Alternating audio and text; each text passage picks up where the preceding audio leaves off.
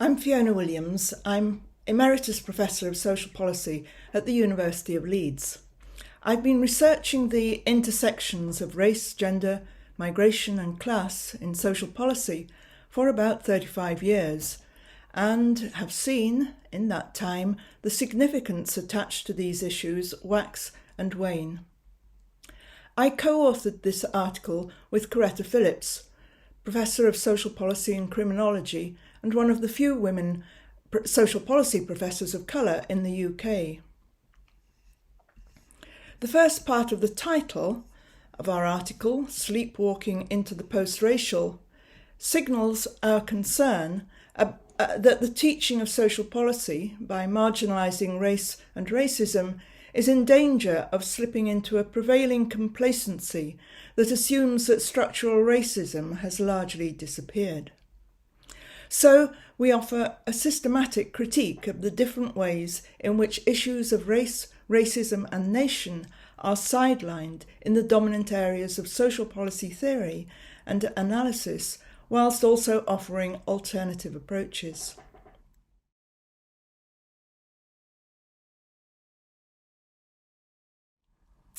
In the context of the expectation that teaching in universities will be research-led, we critically examine the different ways that the production of knowledge that feeds teaching and learning in social policy has the effect, directly or indirectly, of marginalising race and racism.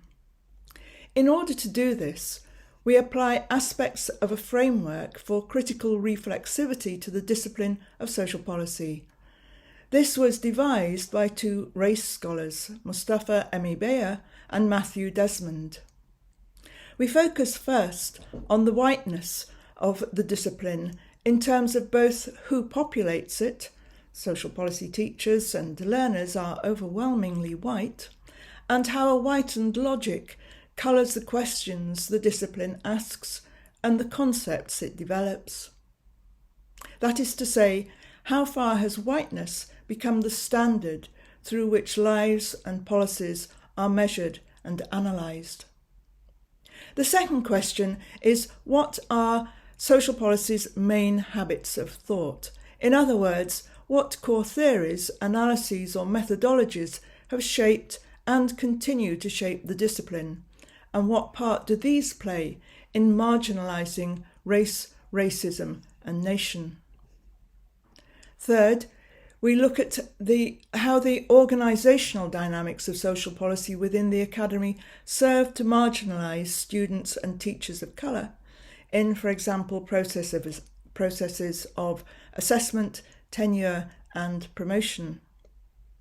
And finally, we offer some ideas towards decolonising the curriculum.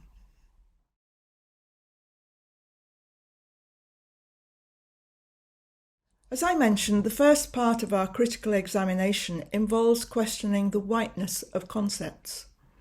One example we give is the concept of care, which is central to the study of the welfare state, both in terms of the care that goes on in families and personal relationships, and that which is paid work in childcare or social care and so on.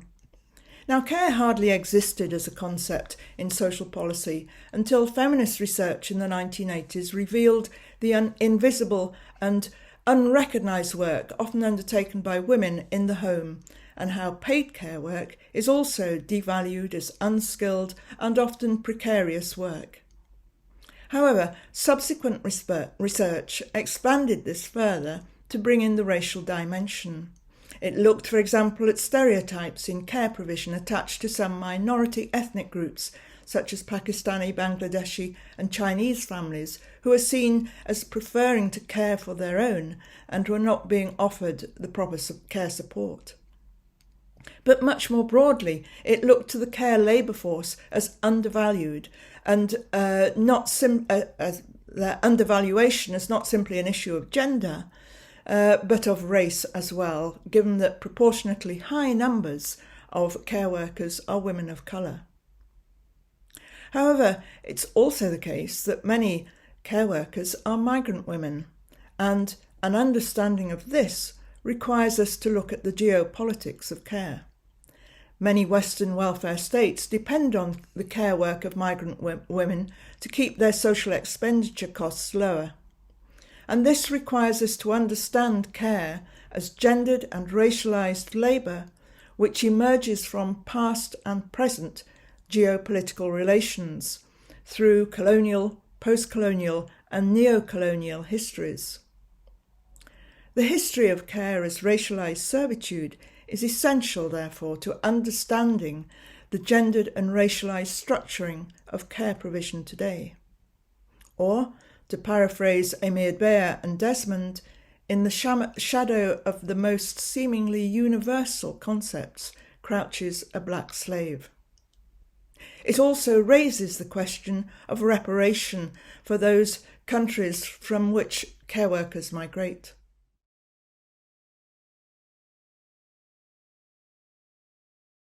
I think there is some really exciting new decolonising research on the history of the British welfare state. For example, Gurminder Bambra's analysis shows how the deeply regressive taxation inflicted upon the colonised population of India was a key source of revenue for early welfare reforms at the beginning of the 20th century.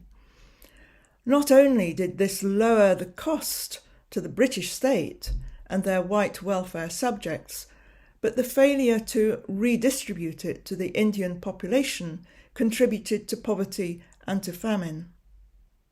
What such analysis does is create an understanding of the fiscal division of welfare and redistribution. These are concepts which are central in social policy, and they extend here the parameter of the nation-state to the imperial state and of collective reciprocity to include both national and colonised subjects. And this is not just historical, it has implications for today in raising issues of reparation.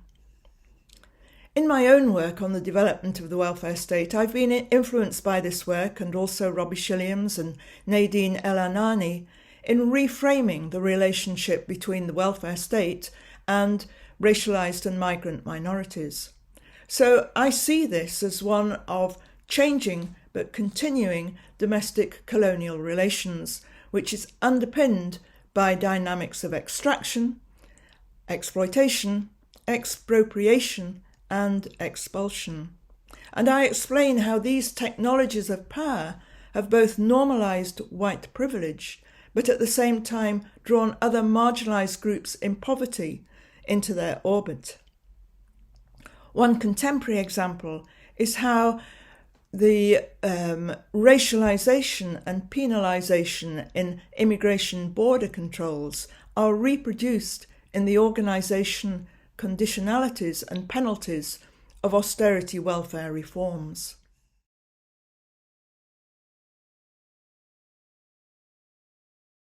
What I would like to emphasise is that teaching strategies need to be two-pronged, both specific and integrated.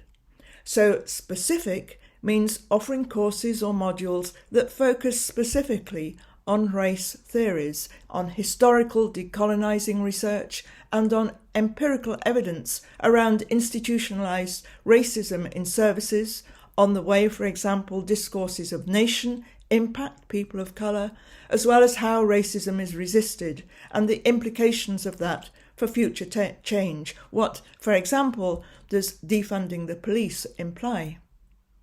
But also, as important is the integration of this material into general social policy courses.